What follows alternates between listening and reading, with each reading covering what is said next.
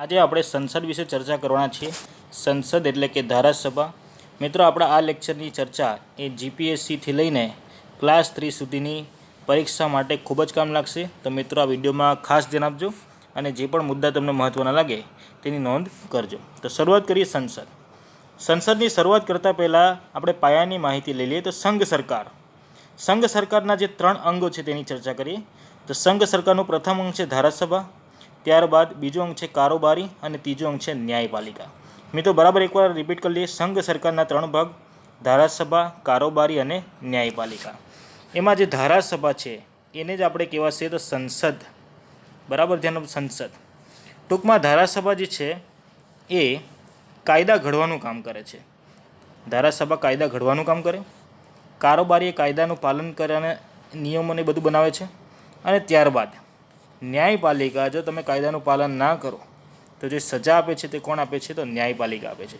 એટલે મિત્રો બરાબર ધ્યાન આપજો। સંઘ સરકારના 3 અંગ પૂછાય તો ધારાસભા, કારોબારી, ન્યાયપાલિકા અને તેના 3ના કાર્યો એ પરીક્ષા માટે ખૂબ જ મહત્ત્વના છે અને પરીક્ષામાં પૂછાઈ પણ ગયેલા છે। એટલે ખાસ ધ્યાન આપજો, આ સવાલને કોઈ પણ રીતે ફેરવીને પણ તમને પૂછી શકે। ઓકે, તો આગળ વધીએ આપણે। સંઘ સરકારની અંદર આપણે સંસદની વાત કરવાના છે। હવે સંસદ, તો સંસદની પણ વાત કરીએ। જેવી રીતે સંઘ સરકારના 3 અંગ હતા તેવી રીતે સંસદના પણ કેટલા અંગ છે? તો 3 અંગ છે, લોકસભા, રાજ્યસભા અને રાષ્ટ્રપતિ। મિત્રો બરાબર સમજો, ભારતીય બંધારણમાં આ બધા માટે એક સ્પેશિયલ અનુચ્છેદ આપ્યા છે। અનુચ્છેદ, બરાબર, ભારતીય બંધારણ એટલે અનુચ્છેદ યાદ રાખવું જ પડે આપણે।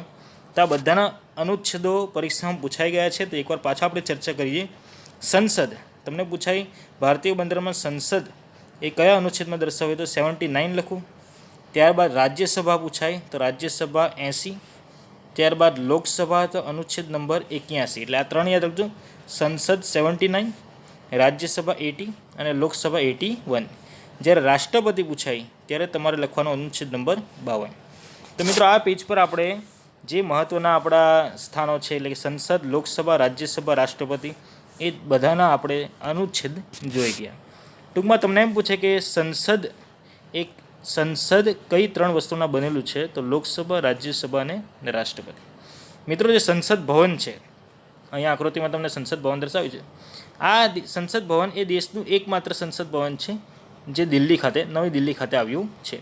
મિત્રો, આ સંસદ ભવનની અંદર જ લોકસભા ભરાય છે અને આ સંસદ ભવનની અંદર જ રાજ્યસભા ભરાય છે।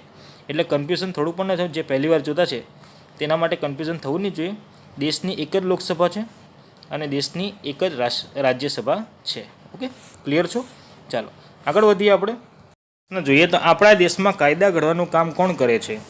તો મિત્રો, પ્રશ્ન ખૂબ જ સહેલો છે, પણ જવાબ આપવામાં ઉતાવળ કરતા નહીં। જે ઓપ્શન છે તે વ્યવસ્થિત વાંચજો અને તમારો જવાબ મને કહેજો। તમારો જવાબ મને કમેન્ટ બોક્સમાં જણાવવાનો છે, તો ખાસ ધ્યાન આપજો। કમેન્ટ બોક્સમાં હું તમારા જવાબની રાહ જોઈશ અને આ વિડીયોમાં ઘણા બધા પ્રશ્નો પૂછ્યા છે, તો બધા જ પ્રશ્નોનો જવાબ તમે કમેન્ટ બોક્સમાં આપશો એવી હું આશા રાખું છું। તો કમેન્ટ બોક્સમાં જવાબ ખાસ આપજો। તો શરૂઆત કરીએ આગળ બીજી વસ્તુ। તો નીચે એક બોક્સ છે, તેમાં બરાબર ધ્યાન આપજો। તેમાં શું કહેવા માંગે છે? ભારતમાં સંસદીય શાસન પદ્ધતિનો સિદ્ધાંત સ્વીકારવામાં આવ્યો છે। ભારતમાં કઈ શાસન પદ્ધતિ સિદ્ધાંત? સંસદીય શાસન પદ્ધતિ। મિત્રો, આ પાછળની સ્ટોરી બહુ મહત્ત્વની છે, તે આપણે સ્ટોરી તરફ ધ્યાન આપીએ। ઓકે, તો સ્ટોરી એવી છે કે જ્યારે બંધારણ સભા 1946ની વાત કરું છું, જ્યારે બંધારણ સભા બંધારણ ઘડવાનું કાર્ય કરતી હતી ત્યારે બંધારણ સભા પાસે 2 ઓપ્શન હતા કે જે અંગ્રેજોની એટલે કે ઇંગ્લેન્ડની સંસદીય શાસન વ્યવસ્થાનો સ્વીકાર કરે અથવા તો અમેરિકાની રાષ્ટ્રપતિ શાસન વ્યવસ્થાનો સ્વીકાર કરે। આપણા જે બંધારણ સભાના સભ્યો હતા એમાંના ઘણા સભ્યો રાષ્ટ્રપતિ શાસન વ્યવસ્થા માટે પણ તૈયાર થઈ ગયા હતા અને ઘણા સભ્યો સંસદીય શાસન વ્યવસ્થા માટે પણ તૈયાર થઈ ગયા હતા। તો ટૂંકમાં એક રીતની વાત કરીએ તો બંધારણ સભા છે ને 2 ભાગમાં વહેંચાઈ ગઈ હતી। એક રીતે આ વિચાર પ્રમાણે 2 ભાગમાં વહેંચાઈ, ઘણાને સંસદીય શાસન વ્યવસ્થા ઠીક લાગતી હતી, ઘણાને રાષ્ટ્રપતિ શાસન વ્યવસ્થા ઠીક લાગતી હતી। તો ત્યારે આપણા ગુજરાતના શ્રી કનૈયાલાલ મુનશી, બરાબર, શ્રી કનૈયાલાલ મુનશીએ એક વાક્ય કહ્યું હતું। વાક્ય બરાબર સમજો, આપણે એકવાર વાક્ય વાંચી લઈએ। આ દેશમાં છેલ્લા 40 વર્ષોથી સરકારી કામોમાં કેટલાક પ્રતિનિધિના પદોની શરૂઆત કરવામાં આવી છે, જેને કારણોસર આપણી સંવિધાનિક પરંપરા સંસદીય બની છે। તેથી આપણે આટલા અનુભવ બાદ પીછેહટ ન કરવી જોઈએ. આ વાક્ય કનૈયાલાલ મુનશી કહ્યા હતા. ટૂંકમાં આ વાક્ય કહીને કનૈયાલાલ મુનશીએ તો એ જાહેર કરી દીધું કે આપણે સંસદીય શાસન વ્યવસ્થાનો સ્વીકાર કરવો જોઈએ. તો આખરે સંસદીય શાસન વ્યવસ્થાને માન્યતા રાખવામાં આવી. પણ 1970 સુધી, મિત્રો બરાબર સમજો, 1970 સુધી આ વિવાદ હજુ ને હજુ ચાલુ જ રહ્યો કે ઘણા હતા એમ કહેતા હતા કે સંસદીય શાસન વ્યવસ્થા બરાબર નથી, આપણે રાષ્ટ્રપતિ શાસન વ્યવસ્થાનો જ સ્વીકાર કરીએ. તો એના માટે 1975, મિત્રો બરાબર ધ્યાન આપજો, એના માટે 1975માં સ્વર્ણસિંહ સમિતિને આ જવાબદારી સોંપવામાં આવી.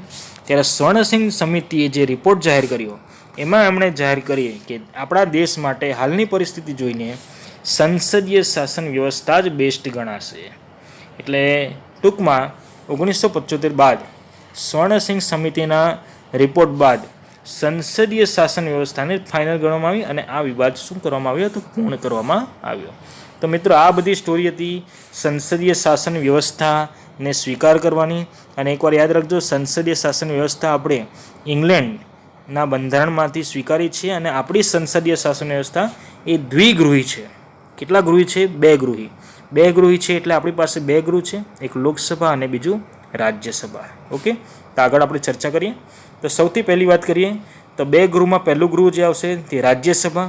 એના અન્ય નામો ખાસ યાદ રાખજો. એને ઉપલું ગૃહ પણ કહેવાય છે, દ્વિતીય ગૃહ પણ કહેવાય છે. મિત્રો બરાબર ધ્યાન જો, ઉપલું ગૃહ અને રાજ્યસભાને દ્વિતીય ગૃહ કહેવાય છે. કાઉન્સિલ ઓફ સ્ટેટ્સ કહેવાશે અને એલ્ડર હાઉસ કહેવાશે. આ ચાર નામ યાદ રાખજો, રાજ્યસભાના છે.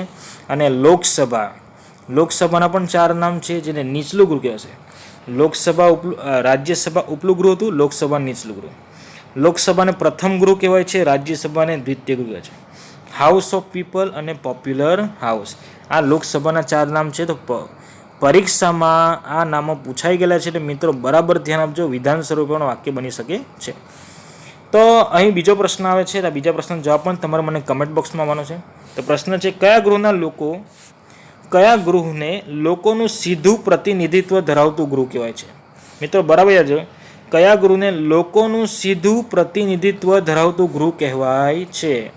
તો અહીં ઓપ્શનમાં જુઓ, સંસદના ઉપલા ગૃહને, સંસદના દ્વિતીય ગૃહને, સંસદના કાયમી ગૃહને, સંસદના પ્રથમ ગૃહને.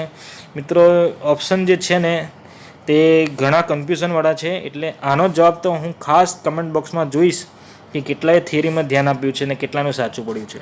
બરાબર, તો આશા રાખું આ જે સવાલ છે તેનો જવાબ બધાનો જ સાચો પડે. તો હું એની ખાસ રાહ જોઈશ. ઓકે, ચાલો આગળ વધીએ. તો લોકસભાની ચૂંટણી કઈ રીતે થાય છે? તો પ્રત્યક્ષ રૂપે થાય છે અને તે દર 5 વર્ષે થાય છે. હવે આ બરાબર ધ્યાન આપજો, તમને કોઈ પણ વિચારમાં હોય તો હમણાં વિચાર છોડી દો 5 મિનિટ માટે. બરાબર, તો લોકસભાની વાત કરીએ આપણે. સંસદના પ્રથમ ગૃહ, નીચલું ગૃહની વાત કરતા છે. બરાબર છે, એની ચૂંટણી પ્રત્યક્ષ રીતે થાય છે. પ્રત્યક્ષ એટલે આપણે ચૂંટણી કરવા ગઈએ છીએ, તમે, હું, જે 18 વર્ષની ઉપરના છે એ દરેકે દરેક ચૂંટણી કરવા જાય છે અને અહીંથી આપણને વડાપ્રધાન મળે છે, આપણે બધાને ખબર છે. તો આની ચૂંટણી દર 5 વર્ષે આવે છે. તો શું દર 5 વર્ષે આવતી હશે? આના ઓછા વર્ષો નહીં થાય? આ એક ખૂબ જ ધ્યાન આપવા જેવી બાબત છે. હવેની સ્લાઇડ બરાબર ધ્યાનથી જોજો. હવે શું કહેવા માંગે છે જોજો. જો રાષ્ટ્રપતિને યોગ્ય લાગે તો 5 વર્ષ પહેલાં પણ, બરાબર સમજો, રાષ્ટ્રપતિને યોગ્ય લાગે તો 5 વર્ષ પહેલાં પણ લોકસભાનું વિઘટન અથવા તો ભંગ અથવા તો વિસર્જન કરી શકે છે. તે પણ કોની સલાહથી? કેન્દ્રીય મંત્રીમંડળની સલાહથી આ નિર્ણય લઈ શકે છે. મિત્રો બરાબર સમજ, પાછો રિપીટ કરીએ. રાષ્ટ્રપતિને યોગ્ય લાગે તો 5 વર્ષ પહેલાં પણ લોકસભાનું વિઘટન, ભંગ કે વિસર્જન કરી શકે છે. કોની સલાહથી? તો કેન્દ્રીય મંત્રીમંડળની સલાહથી. ઓકે, કેન્દ્રીય મંત્રીમંડળની સલાહથી. આ બાબતનો ઉલ્લેખ બંધારણમાં અનુચ્છેદ 85(2)ખ દર્શાવ્યો છે. મિત્રો આનો અનુચ્છેદ ખાસ યાદ રાખજો. બરાબર છે, એટલે રાષ્ટ્રપતિ પાસે સત્તા છે આ લોકસભાને 5 વર્ષ પહેલાં જ પૂરી કરી નાખવાની. પણ કોની સલાહથી? તો મંત્રીમંડળની સલાહથી. તો મિત્રો અહીં એક વાક્ય પણ યાદ રાખજો, હું જે કહેવા માંગુ છું બરાબર યાદ રાખજો. મંત્રીમંડળની સલાહ માટે રાષ્ટ્રપતિ પાછા બંધાયેલા નથી. દાખલા તરીકે કોઈ મંત્રીમંડળ પર, બરાબર ધ્યાન આપજો, કોઈ મંત્રીમંડળ પર અવિશ્વાસનો પ્રસ્તાવ પસાર થવાની તૈયારી પર હોય, અથવા તો પસાર થઈ ગયો હોય તો એ મંત્રીમંડળ રાષ્ટ્રપતિને સલાહ આપશે કે તમે આ લોકસભાનો ભંગ કરો. ત્યારે રાષ્ટ્રપતિ એની સલાહ ન પણ માને. બરાબર ધ્યાન આપજો, કારણ કે આ એના પર આધાર રાખે છે. એ સલાહ માનવા માટે બંધાયેલા નથી. એટલે વિધાન વાક્યમાં આ ખાસ ધ્યાન આપજો. બીજું વાક્ય જે મેં મોડે મોડે કીધું છે તે ખાસ ધ્યાન આપજો. બરાબર છે? ઓકે, તો આગળ વધીએ. લોકસભા ચૂંટણી પ્રત્યક્ષ દર 5 વર્ષે થાય. એનો બીજો મુદ્દો, તો વિશિષ્ટ પરિસ્થિતિ જેવી કે કટોકટીની જાહેરાતના અમલમાં હોય ત્યારે સંસદ કાયદા દ્વારા લોકસભાનો કાર્યકાળ 1 વર્ષ સુધી લંબાવી શકે છે. ને વધુમાં વધુ કેટલા વર્ષ સુધી લંબાવાય? માત્ર 1 વર્ષ સુધી લંબાવાય. તો આની સમજણ આપું. દાખલા તરીકે હાલમાં કટોકટી જાહેર થઈ ગઈ. હાલમાં એમ બી ચીન બોર્ડર પર જે તંગદિલી સર્જાઈ હતી, દાખલા તરીકે એને માટે કટોકટી જાહેર થતી. તો કટોકટી જાહેર થવા પર હવે કટોકટી શરૂ થઈ ગઈ છે અને આપણું જે સંસદના લોકસભામાં જે 5 વર્ષ છે તે પણ પૂરા થવા પર આવ્યા છે. તો આવા સમયે ફરીથી ચૂંટણી કરવાની જગ્યા ઉપર સંસદ કાયદા દ્વારા આ જે લોકસભાનો કાર્યકાળ છે ને એ વધારી શકે. 1 મહિના માટે, 2 મહિના માટે, 3 મહિના માટે, 4 મહિના માટે, વધુમાં વધુ કેટલા મહિના માટે? તો 12 મહિના માટે. એટલે 12 મહિનાને આપણે એમ પણ બોલી શકીએ. વધુમાં વધુ કેટલા વર્ષ માટે? તો 1 વર્ષ માટે લંબાવી શકીએ. મિત્રો એક વાક્ય બરાબર સમજજો. જીપીએસસીના સ્ટુડન્ટો ખાસ સમજજો, કારણ કે જીપીએસસીમાં વિધાન સ્વરૂપે પ્રશ્નો પૂછાતા છે તો આવા પ્રશ્નો પૂછાશે જ. બરાબર છે? એટલે ખાસ આ વાક્ય ધ્યાન આપજો. વધુમાં વધુ 1 વર્ષ લંબાવી શકાય છે. અને બીજી વાત જોઈએ તો 42માં બંધારણીય સુધારા 1976માં 42માં બંધારણીય સુધારા 1976માં લોકસભાનો કાર્યકાળ જે 5 વર્ષનો હતો ને એને વધારીને 6 વર્ષ કરવામાં આવ્યો હતો. મિત્રો આની સાથે કોઈ લેવા દેવા નથી. એક વાત સમજો, આ તો કટોકટીની જાહેરાત છે. આ તો ખરેખર શું થયેલું? 42માં સુધારા દ્વારા શું થયેલું કે લોકસભાનો કાર્યકાળ જે 5 વર્ષનો હતો ને એને વધારીને 6 વર્ષ. એટલે ટૂંકમાં એવું વિચારતા હતા કે આપણે 5 વર્ષ દેશની સેવા કરીએ, એના કરતાં આપણે કેટલા વર્ષ દેશની સેવા કરવી જોઈએ? તો 6 વર્ષ દેશની સેવા કરવી જોઈએ. આવું તે સમયે નક્કી થયું અને બંધારણનો સુધારો થયો કે 42માં સુધારો 42મો સુધારો 1976માં લોકસભાનો કાર્યકાળ 5 વર્ષથી વધારીને 6 વર્ષ કરવામાં આવ્યો. પણ એમનું જે દેશ સેવા કરવાનું 1 વર્ષ વધારે દેશ સેવા કરવાનું સ્વપ્ન હતું એ થોડું અધૂરું રહી ગયું.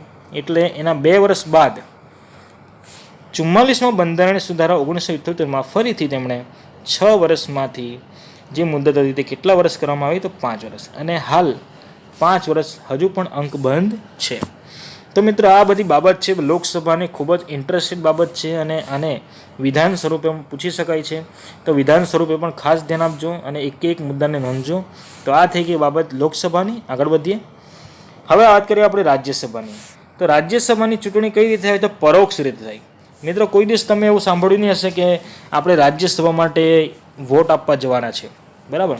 ક્યાં તો આપણે લોકસભા માટે વોટ આપવા જઈએ, ક્યાં તો આપણે વિધાનસભા માટે વોટ આપવા જઈએ, અથવા તો આપણે સ્થાનિક સ્વરાજ્યની ચૂંટણી કે ગ્રામ પંચાયત, જો તમે ગામમાં રહેતા હોય તો ગ્રામ પંચાયત ચૂંટણી, જો શહેરમાં રહેતા હોય તો નગરપાલિકા, મહાનગરપાલિકાની ચૂંટણીમાં તમે ભાગ લેતા હોય. પણ રાજ્યસભામાં કોઈ પણ દિવસ આપણાથી ભાગ લેવાતો નથી. અને આ છે સંસદનું કાયમી ગૃહ. મિત્રો પહેલું ગૃહ જે હતું એ 5 વર્ષનું હતું. 5 વર્ષ પહેલાં પણ પૂરું થઈ જાય, અથવા તો 5 વર્ષ વત્તા 1 વર્ષ સુધી આપણે લંબાવી પણ શકાય. કયામાં? તો લોકસભામાં. પણ આ તો સંસદનું કાયમી ગૃહ છે. આ કોઈ પણ દિવસ વિસર્જન, ભંગ કે વિઘટન થતું નથી. બરાબર? ખાસ ધ્યાન આપજો. અને એને આગળ જોઈએ આપણે આગળ. તો આ સ્થાયી ગૃહ છે. સ્થાયી ગૃહ એટલે કેવું કે કાયમી ગૃહ. અહીં સભ્યોનો કાર્યકાળ 6 વર્ષનો છે. મિત્રો બરાબર સમજો. જ્યારે તમને લોકસભા પૂછાય ને ત્યારે 5 વર્ષ લખવાનું, પણ રાજ્યસભા પૂછાય ને ત્યારે તમારે શું લખવાનું? તો 6 વર્ષનો કાર્યકાળ છે મિત્રો, 6 વર્ષનો. અને આ 6 વર્ષનો કાર્યકાળ નિવૃત્તિ પ્રમાણે આવે. એટલે કે આ વાક્ય બરાબર યાદ રાખજો, પ્રત્યેક 2 વર્ષે. આની ગોઠવણ એવી રીતે કરી છે કે દર 2 વર્ષે 1/3 સભ્યો શું થાય છે? તો નિવૃત્ત થાય છે. અને જેમ નિવૃત્ત થાય એટલે બીજા સભ્યો એની પાછળ તૈયાર જ હોય છે. દાખલા તરીકે 1/3 સભ્ય, દાખલા તરીકે આપણે 90 સભ્ય જો હોય તો 90ના ત્રીજા ભાગના સભ્ય એટલે કેટલા? તો 30 સભ્યો. 30 સભ્યો દર 2 વર્ષે શું થશે? તો નિવૃત્ત થતા જશે. એટલે બરાબર ધ્યાન આપજો. અને એને સ્થાને બીજા 30 સભ્યો એ તૈયાર જ હશે. એટલે આ ગૃહને કેવું ગૃહ કહેવાય છે? તો કાયમી ગૃહ કહે છે. જ્યારે લોકસભાની ચૂંટણી દર 5 વર્ષે આપણે કરીએ છીએ. તો આશા રાખું કે તમને આ થિયરીમાં ખાસ ખ્યાલ આવતો હશે ને ખાસ ધ્યાન આપતા હશે. તો એક બીજો પ્રશ્ન શરૂઆત કરીએ આપણે. તો હાલમાં કેટલામી લોકસભા ચાલી રહી છે? તો તમારે આનો જવાબ તમારી રીતે નેટ પર સર્ચ કરીને, જો તમને મોઢે આવડતું હોય તો બહુ સારામાં સારું કહેવાય, અને ના ખ્યાલ હોય તો તમે નેટ પર સર્ચ કરીને ખાસ લખજો કેટલામી લોકસભા ચાલુ છે, ને આનો પણ જવાબ તમારે કમેન્ટ બોક્સમાં આપવાનો છે. ઉંમર વિષયક લાયકાત રાજ્યસભા માટે કેટલા વર્ષની જોઈએ છે? 30 વર્ષની. અને લોકસભા માટે કેટલા વર્ષની જોઈએ છે? તો 25 વર્ષની. મિત્રો આશા રાખું તમને કંટાળો આવતો નથી, અને કંટાળો આવતો પણ હોય ને તો એને મોકલી દેજો, બરાબર, કારણ કે આ થિયરી પરીક્ષા માટે ખૂબ જ કામ લાગવાની છે. અને મિત્રો હાલમાં જે કોરોના વેકેશન છે એનો ફાયદો લઈને જેટલી તૈયારી થાય ને એટલી જબરજસ્ત તૈયારી કરી નાખજો, કારણ કે ભરતી ગમે ત્યારે આવી જશે, અને આવી જશે ને ત્યારે તરત જ ભરતી લેવાઈ જશે. એટલે બરાબર થિયરીમાં ધ્યાન આપજો, કંટાળો વસ્તુ આવવા દેતા નહીં.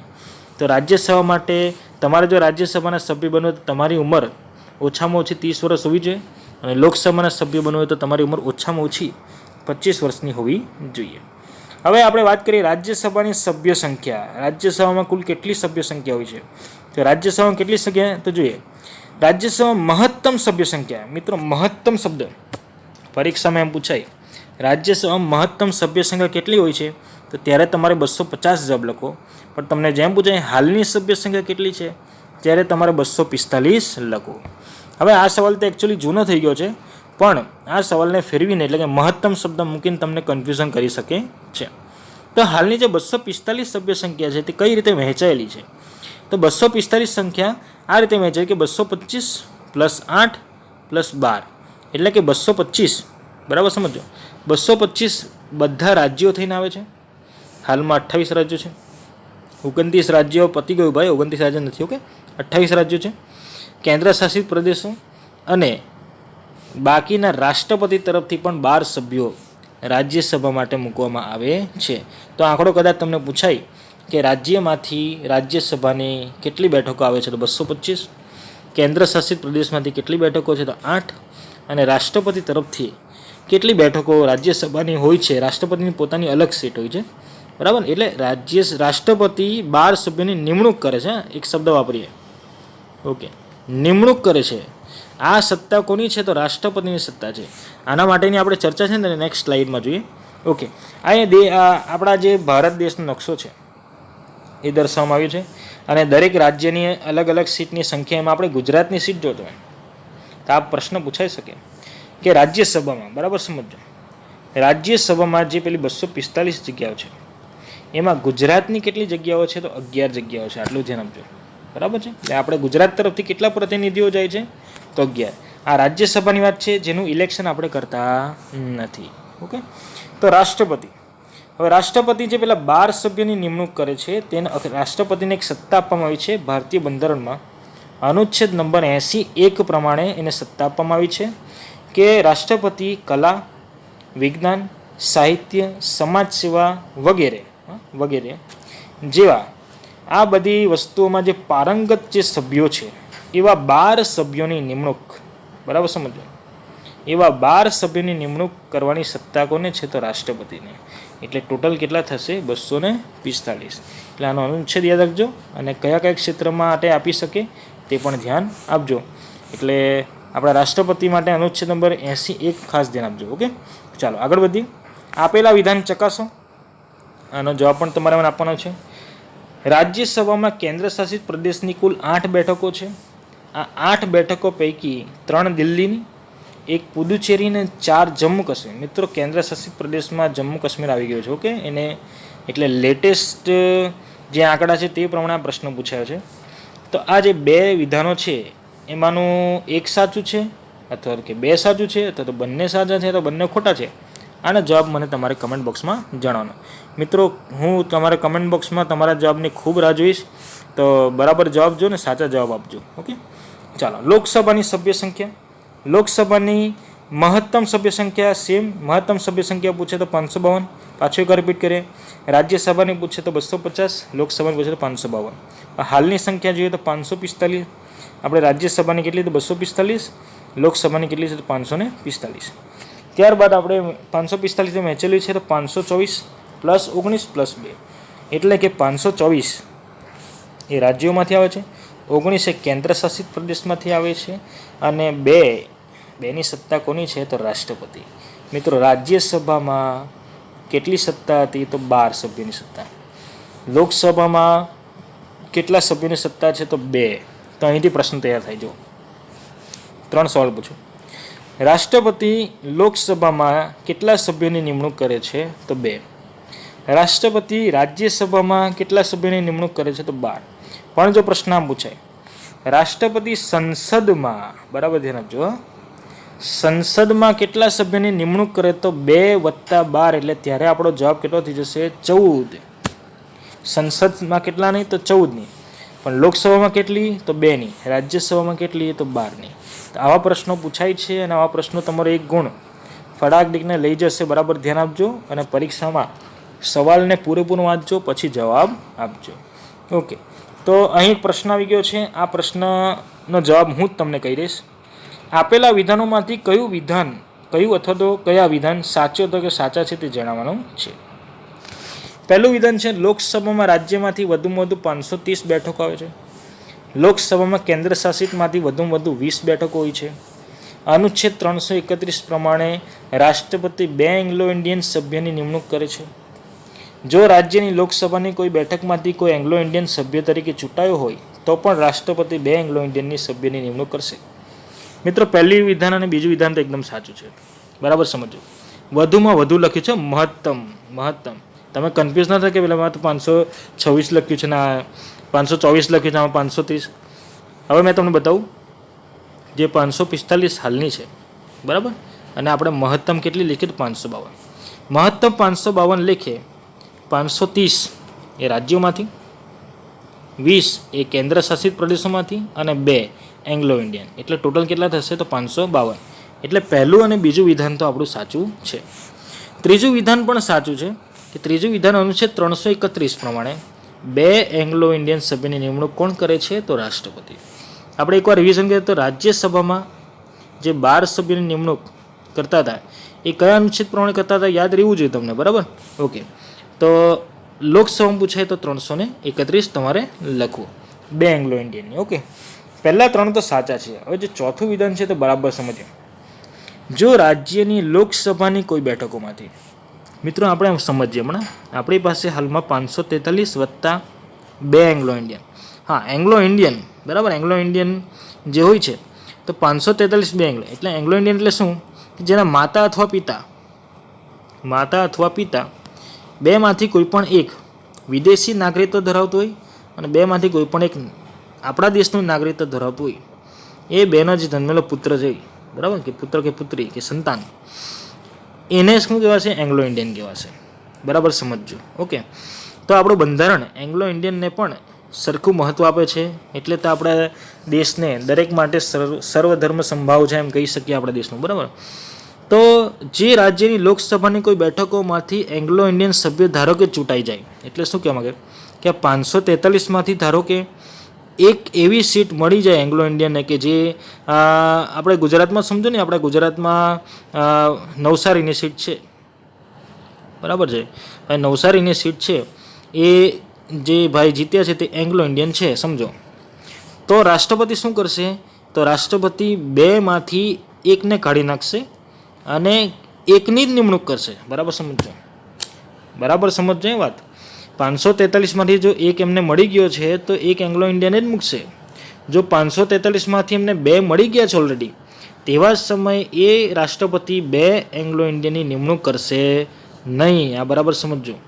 ઓકે, એટલે આ વિધાન ખાસ ધ્યાન આપજો. ચોથું વિધાન જે છે એ ખોટું છે, કારણ કે લખ્યું છે 2 એંગ્લો ઇન્ડિયનની સભ્ય નિમણૂક કરશે જ ના. જો એક આવી ગયો છે તો પછી એક જ કરશે, જો બંને આવી ગયા હશે તો પછી એક પણ નહીં કરશે, જો કોઈ પણ નથી આવેલું તો એ તો 2 એંગ્લો ઇન્ડિયનની નિમણૂક કરવાનો જ છે. એટલે આપણો જવાબ શું હશે તો સી. આ જે સવાલ છે જીપીએસસી લેવલનો સવાલ હતો, જીપીએસસી લેવલનો. એટલે મિત્રો બરાબર સમજજો. આ સવાલમાં ઘણા બધા પ્રશ્નો પણ આવી જશે ને ઘણા બધા જવાબ પણ આવી જશે અને થિયરી પણ આવી જશે. તો આજે આપણો સંસદનો જે ભાગ 1 છે તે પૂરો થાય છે, અને આશા રાખું છું તમને ખૂબ જ ગમ્યો હશે. જેમણે આ વિડીયો આખો જોયો હશે તેમને તો સારામાં સારું નોલેજ મળ્યું હશે. આનો ભાગ 2 અને ભાગ 3 સ્પેશિયલી લોકસભા અને સ્પેશિયલી રાજ્યસભાનો લેક્ચર પણ આપણે કરવાના છે, અને સંસદમાં વપરાતા જે મહત્ત્વના શબ્દો છે તેના માટે પણ એક સ્પેશિયલ લેક્ચર રાખવાના છે. તો આ જે સિરીઝ છે તે આપણે કન્ટિન્યુ રાખીશું અને તમારા પરીક્ષામાં માર્ક્સ કવર થાય તેની આપણે પૂરેપૂરી કોશિશ કરશું. ઓકે, તો મિત્રો બીજા વિડીયોની રાહ જોશો. જય